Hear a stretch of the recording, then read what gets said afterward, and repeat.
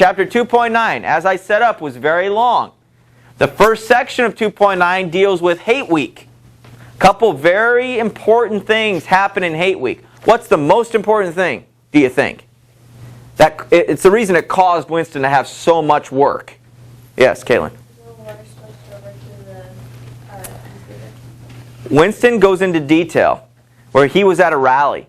And in the middle of the rally, this man was up there going on and on and on. A piece of paper was put in his hand. He's going, Eurasia, Eurasia, Eurasia, Eurasia, East Asia, East Asia, East Asia is our enemy, East Asia. It switched just like that. Just like that.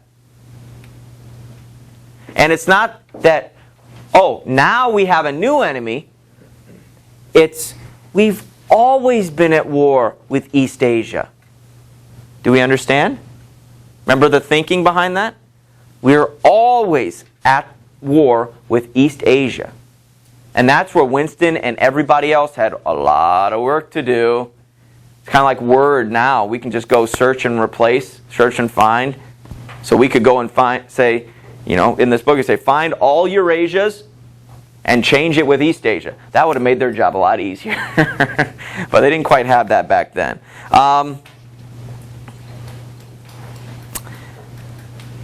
Yeah, page 180. There was no admission that any change had taken place. And there was the demonstration on 181, so that's very important to keep track of. The thing that impressed Winston in looking back was that the speaker had switched from one line to the other, actually in mid-sentence. Not only without a pause, but without even breaking his syntax, without even fluttering, without changing anything. Mid-sentence, mid-stream, changed it. And that was pretty impressive. And he's like, huh, impressive.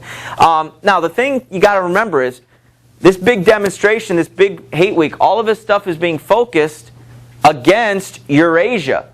Then all of a sudden it changes. But all of the posters don't change. All of the posters still say Eurasia, even though they are now our allies. How did the public explain that?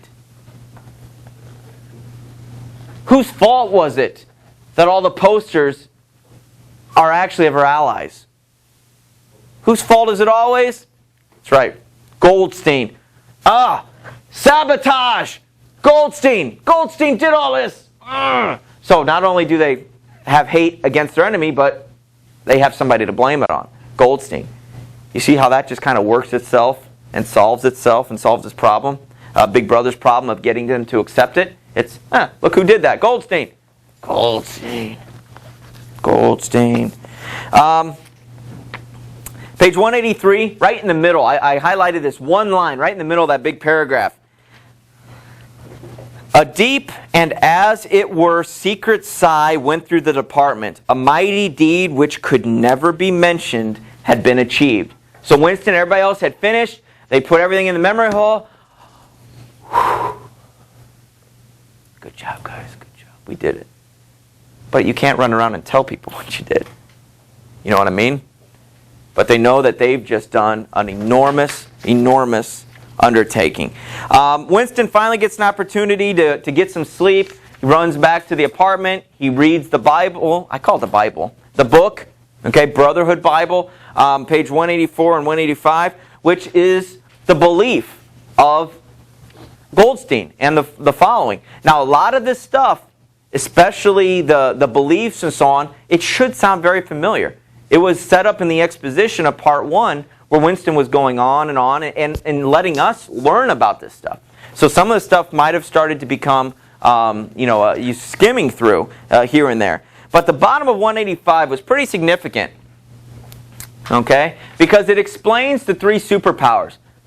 Okay, in your mind, I've always been like, well, I guess we associate with Winston, so I guess we are part of Oceania. But if you look at this map, you see that Oceania is actually much, much bigger than just America. Okay? Not only is it South America and so on, but it's pretty much this whole, what we consider, the Western Hemisphere and so on. The bottom half of Africa, Australia, just this big area. Man, they should be dominating. Look at all that land. Well, it's not so much just about land. And especially, and if you didn't understand the policy on war and the superpowers, you're going to want to spend more time with it. But look at Eurasia, the old enemy and current ally. Okay, the purple. Okay, you see that East Asia is just right here, a light green. There's a link on Moodle to be viewed here at school of this. I think it's blocked, but at home you can look at this JPEG and so on. But the disputed, the light yellow, is the land that is being fought. The war is happening on those grounds. And notice just right around the equator. Right around the equator. Okay? So that kind of helps paint a picture in my mind as to what is actually happening worldwide. Okay? So keep coming back to that if you need to. It should help you out. So you can see how Oceania, absorbed certain continents and certain countries, and Europe is all absorbed mostly with Russia. Okay, so when we get to the policy, INGSOC is Oceania, but they have a kind of a play on the word Bolshevik, a Russian term, neo-Bolshevism. We'll get there. And so that's the big purple, and the green over there with mostly the China and the Orient and so on. So just kind of breaking it down visually. Good. Page 186 and 187. Definitely go through these pages again if you were struggling or skimmed over these, because it explains the Brotherhood's philosophy and conspiracy theories about the war. They say that all three superpowers are kind of like Oceania. Each one is very similar. And they are always fighting amongst themselves. They never fight for the actual advantage to overthrow. They never go extremely aggressive to try to be the ultimate champion, because that could throw off the whole balance of everything. And the people that are like the inner party, they have it pretty good, don't they? Didn't we just see O'Brien's pad? It's got it going pretty good. Okay, pretty good. And they don't want to mess that up. Okay, and there are inner parties within the other cultures, and they don't want to have anything change or anything at all.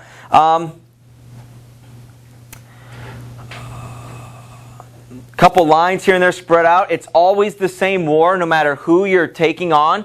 I find it interesting that Oceania always seems to have an ally. It's never double teamed against Oceania. Do you see how that's playing out? Look up at that list there.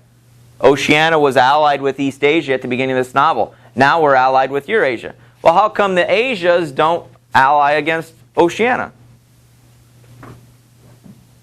It's kind of interesting how that doesn't play out. Historically, has that ever happened before? Well, no. Because there's never been a change in who we're fighting or who we're allied against. We've always been at war with East Asia. See how that plays out? Okay, that we almost have to have a form of doublethink. We're like, well, we really know what's going on. We're like Winston at this point. We've experienced this change that he talked about that happened 4 years ago. Maybe it's like the Olympics every 4 years. Every 4 years we're going to change it up. It just so happened that it came during Hate Week. Interesting.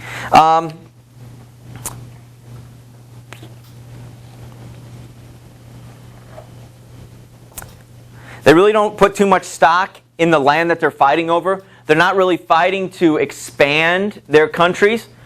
Okay? That's a lot of their slave labor comes from those warm equatorial countries. So when you always hear the flying fortresses or the men fighting in the Middle East or that type of thing, or in Africa, that's what they're doing. A lot of it's fighting for resources. If they were to conquer, it says in here, conquer another country or another superpower, we have to execute a bunch of people. That's a lot of work. We have to spend a lot of resources and people to go and clean house, in essence.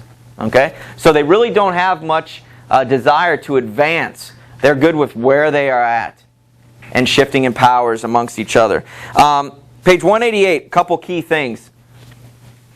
The primary aim of modern warfare is to use up the products of the machine without raising the general standard of living. They don't want to build up and make everybody wealthy and comfortable. They want to keep everybody oppressed.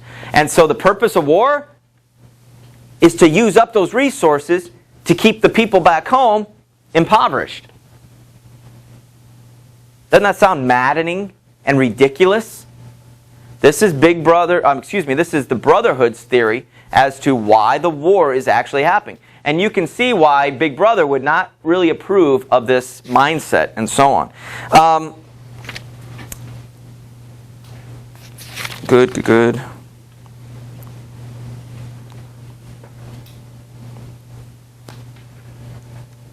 193 at the bottom. A lot of things if you wanted to skim through her again. There are therefore two great problems which the party is concerned to solve. One is how to discover against his will what another human being is thinking. That's what they're trying to solve. And the other is how to kill several 100 million people in a few seconds without giving warning beforehand. While people are at peace, they're loading up their atomic bombs and weapons, and they're getting ready to have another assault. It's not like we're just sitting back having a good time. Well, it's peacetime. People are getting aggressive and getting ready to hit that nuke button to go and kill the most amount of people possible. That's just how they do things. Whether we agree with it or not, it's just Big Brother doesn't seem to agree, the Brotherhood doesn't seem to agree with it. 195, important. None of these three superstates ever attempts any maneuver which involves the risk of serious defeat. When any large operation is undertaken, it is usually a surprise attack against an ally, because they won't see it coming, will they? What if we just invaded Canada right now? You think they'd see that coming? Probably not. We'd probably be very successful with that invasion, right? And it's not just us being America. They wouldn't see it coming, okay? And we could take it out real quick, one would think, okay? 196. This is interesting. War prisoners apart, the average citizen of Oceania never sets eyes on a citizen of either Eurasia or East Asia. And he's forbidden the knowledge of foreign language. If he were allowed contact with foreigners, he would discover that they are creatures similar to himself, and that most of what he has been told about them is lies. The sealed world in which he lives would be broken, and the fear, hatred, and self-righteousness on which his morale depends might evaporate. Excuse me, guys. A lot of reading today. That's an important session, because it shows you that even though we are at war with enemies, we are the same. You see this in movies sometimes, okay, where an enemy in the woods is getting ready to fire on the other enemy, and they find out, oh, well, look, don't kill me. I have a wife and 2 kids. And then the other guy, oh, I have a wife and 2 kids too. And you find out that they are the same people. They're just on different sides. And they don't want the party, they don't want that to happen. The very bottom of this page. Under this lies a fact never mentioned aloud. The conditions of life in all 3 superstates are very much the same. In Oceania, the prevailing philosophy is called Ingsoc. In Eurasia, it is called Neo-Bolshevism, so the Russian one. And in East Asia, it is called by a Chinese name, usually translated to death worship. Wow. Wow. You want to follow that one? But ultimately, that's what it does to people. Don't you see how that kind of does it to Winston? It's just called Ingsoc and everyone else. So just tons and tons of information in this chapter, guys, in this book. And I know it's kind of tedious to get through and so on. But it's very key to understanding the Brotherhood and Goldstein's philosophy, because it is vastly in opposition of the party. Okay? So that's very, very key and very important. Julia doesn't seem too excited. Hey, Julia, I got the book. I got the book. Oh, that's great. Go ahead and read it to me. She ends up falling asleep as he reads it. And as he continues with the second half of the book, the last 10 or 15 pages or so on. Page 214, it defines what doublethink actually is, which this is a lot of the stuff, the second half, a lot of it's the stuff that we already know because of Winston and the earlier exposition and so on. So tons of stuff. Leads us into 210, which is your part 2, chapter 10, page 218. The setting here and the setting for the last time is the apartment. Okay? That apartment that is that glass bubble around Winston. That protecting, that insulating. He can say what he wants, he can do what he wants, he can be what he wants. He and Julia. Listening, remember, he has a new respect for the proles that we just found out, previously about how they are the true people that are human beings. Julia and I, we're not human beings. With a party, we don't feel, we don't have all of this stuff. But you, the proles, they're the true human beings. And so he's almost envious of them. There's, the scene in here, he's just listening to the songs of the prole lady out on the street. Just soaking it all in. Okay, soaking it all in. I don't think it's, because it's like, Winston, why don't you just defect? Why don't you just run away? Why don't you just go and be a prole? Because I think he wants to. But that exit strategy just might not exist. That get out of jail free. That I'm done, and walk away. Have you seen in the movies when they say, they go, one last job, and then I'm out. I'm walking away. And usually they say, you can't walk away. You can't leave. You know too much. That type of thing. And I think that's very similar to what Winston is going through here. The bottom of 220, the last time we really get to see Winston, thinking about the proles and such, he says that the proles were immortal. You could not doubt it when you looked at that valiant figure in the yard. In the end, their awakening would come. And so he kind of goes back to that rebellious nature. Not necessarily that they're going to lead a huge revolt, but he says that awakening, that consciousness, it will come at some point. Who knows when? Okay? Who knows when it will, but it will.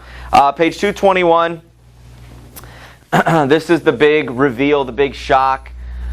Winston and Julia, remember they've said multiple times that we should just end it. We should just, leave. Walk away. Don't see each other again, and we'll survive a lot longer than we will together. And he says, we're dead. We're ultimately caught. And she goes, we're dead. And then, out of nowhere, this voice, you're dead. Almost machine, almost cold, almost mechanical, kind of a tinny sound. You are dead, said an iron voice behind them. They sprang apart. Winston's entrails seemed to have turned into ice. He could see the white all around the irises of her eyes, so her eyes got really big.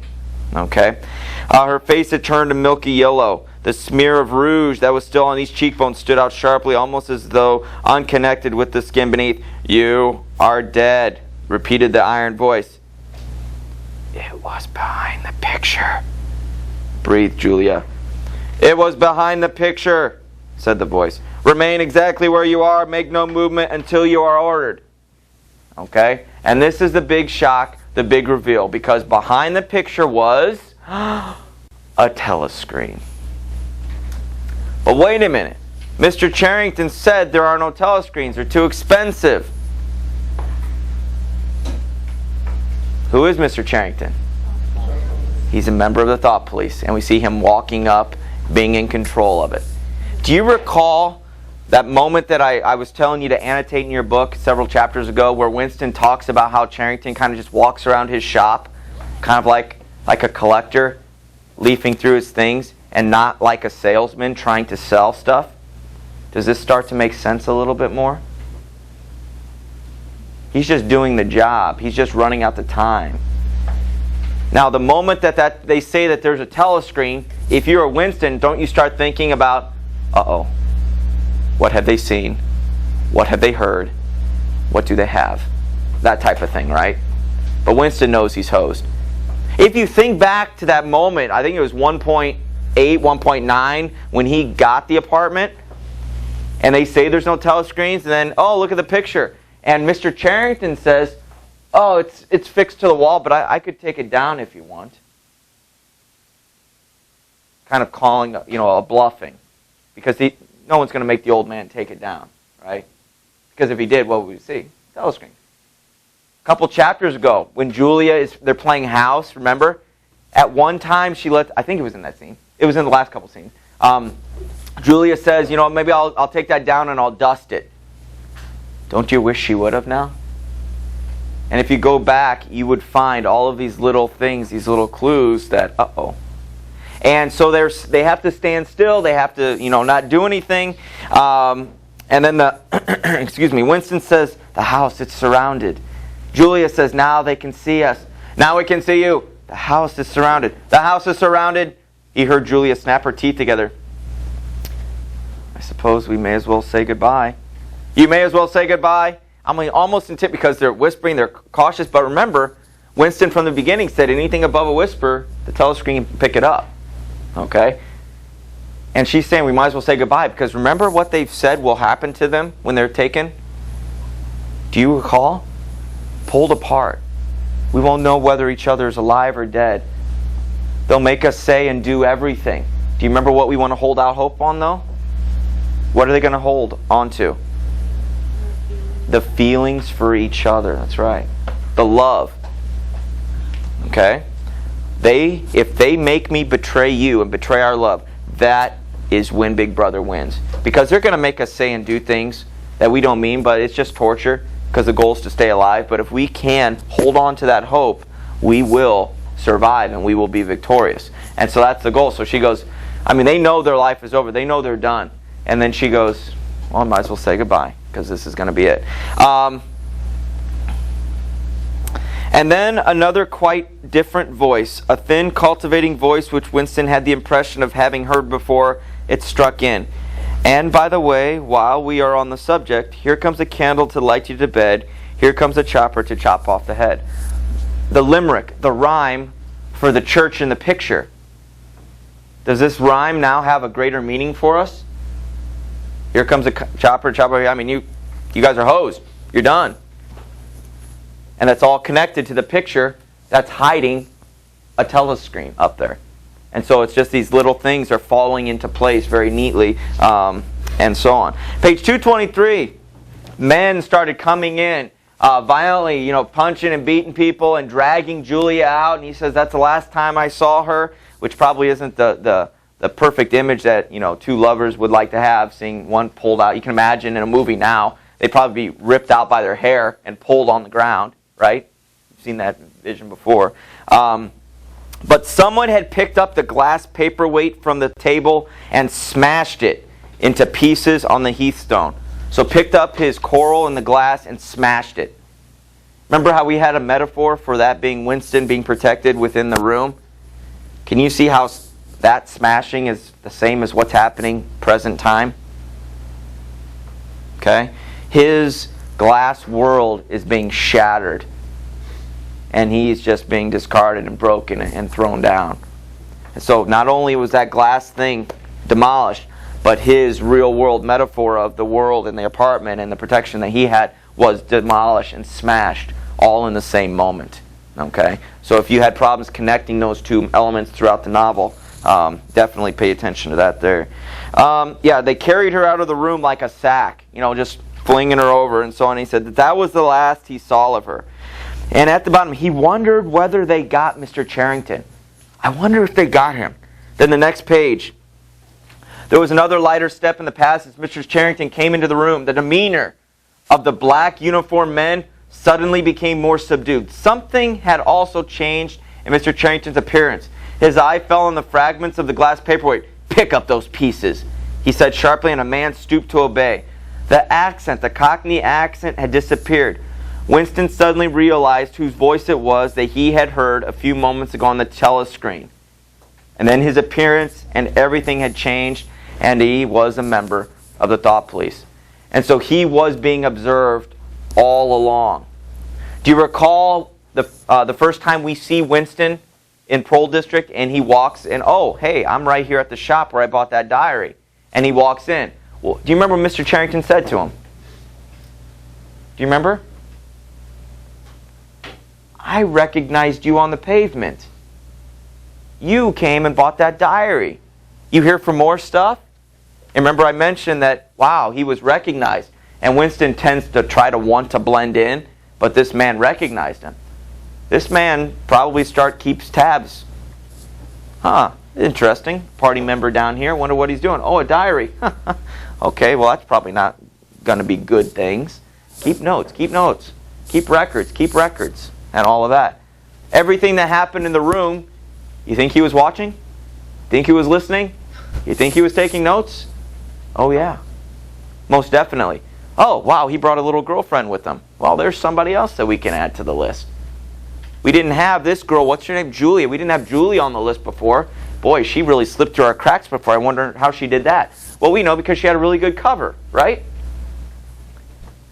People ask, why didn't they pick him up sooner? Why didn't they pick him up sooner when he bought the book the first time? Well, you let this play out, and he starts condemning himself. Look at all the things that he does and says in that room that if they busted him from the beginning, they wouldn't have necessarily found out. They wouldn't have found out the depth with which he truly believed and truly hated Big Brother and so on. If they busted him sooner, would they have gotten Julia? Not in this sting, but maybe eventually. Okay. Anybody surprised Winston got picked up? Anybody hopeful that he was going to get away? Well, we still have a third part, right? But Winston, and I've been reiterating, Winston has told us from the start, well, that's it. They're going to get me. It might be now, it might be down the road, it might be years from now, but once you commit it, they're going to get you. Even when he met O'Brien in O'Brien's house, he goes, well, we know where this is going to end. I took those steps, that subconscious thought, opening the book, doing the actions, and now it's going to end in the ministry of love. I just know it. And we commented on, wow, he's pretty pessimistic. We want him to be more happy, we're going to bring him down and everything. But we should not have been surprised because we listened to what Winston was telling us. But I think it's our wanting the good guy to prevail and win. And he hasn't necessarily been defeated. He's just been caught. Okay? But it doesn't look too good for Winston. Okay?